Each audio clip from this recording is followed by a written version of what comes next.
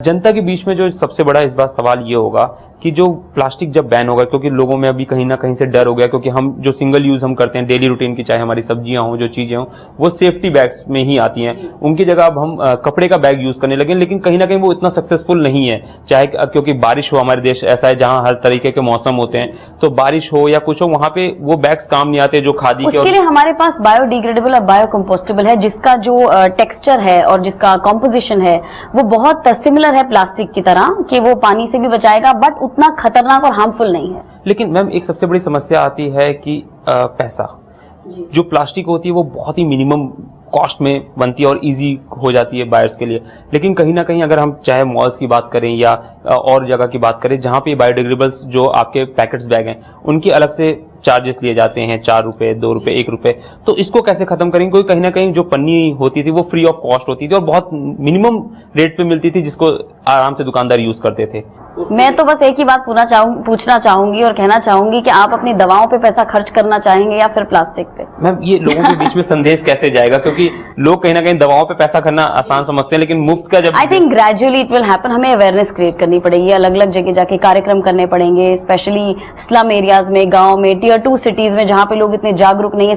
छोटे बच्चों को स्कूलों में, बिकॉज बच्चे अगर अच्छे से इस चीज को अपनाएंगे तो बड़े होकर। मैम आपने अभी यहाँ पे बात की कि हमें सिटी बी और सी में जाना पड़ेगा, तो कहीं ना कहीं भारत जो है वो गांव का देश कहा जाता है और गांव में सबसे अधिक, चाहे हम अगर चूल्हे की बात करें जिसको लेकर खुद प्रधानमंत्री ने कई योजनाएं चलाई और चूल्हा मुक्त करके गैस सिलेंडर्स वहां पे पहुंचाए, क्योंकि पन्नी का यूज भी सबसे अधिक वहीं पे होता है।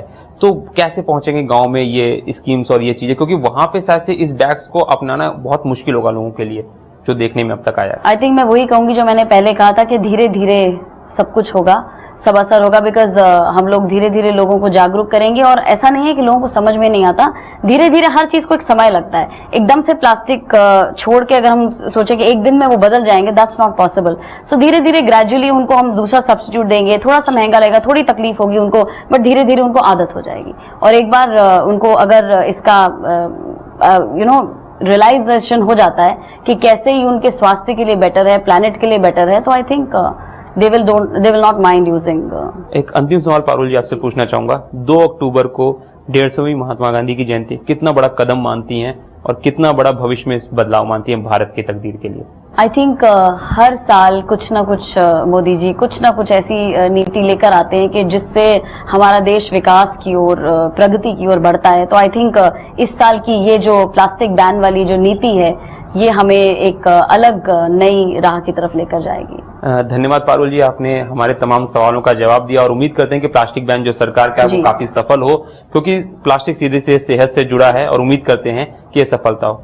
तो ये थी हमारे साथ पारुल महाजन, जिन्होंने आज प्लास्टिक बैन जो 2 अक्टूबर से हो रहा है उस पर अपने मत रखे और उम्मीद करते हैं कि सरकार की योजना सफल होगी।